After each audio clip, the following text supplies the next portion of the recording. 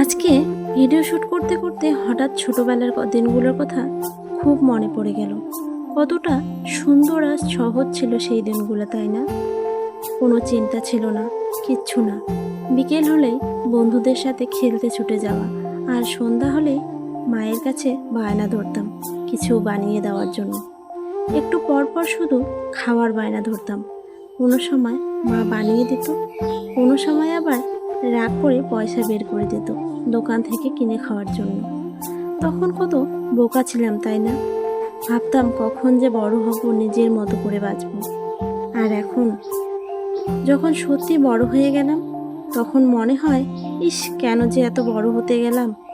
এখন টাকা পয়সা দায়িত্ব সব আছে, কিন্তু সেই ছোটবেলার মনের শান্তিটা আর কোথাও খুঁজে পাওয়া যায় না। ছোটবেলার মন খোলা হাসিটা কোথায় যেন হারিয়ে গেছে। যদি আর একবার সেই ছোটবেলায় ফিরে যাওয়া যেত, জীবনটা কতই না ভালো হতো, তাই না?